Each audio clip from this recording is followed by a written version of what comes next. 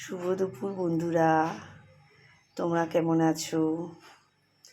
আজকে আমি তোমাদের সঙ্গে শেয়ার করব আমার লাঞ্চ। চলো দেখে নিই লাঞ্চে কী কী হলো। এখানে গরম গরম ভাত ধোয়া উঠছে, দেখো।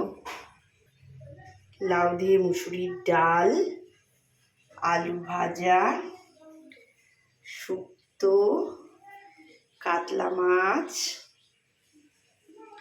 আর ভোলা মাছ আর সোয়াবিন খেতে আমি খুব ভালোবাসি।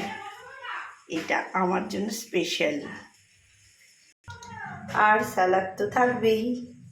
গরমে কিন্তু টক দই না হলে হবেই না, রোজ টক দই খেতেই হবে। আমার ভিডিও যদি ভালো লেগে থাকে তোমরা সবাই লাইক করো, কমেন্ট করো, আমার পাশে থেকো। টাটা।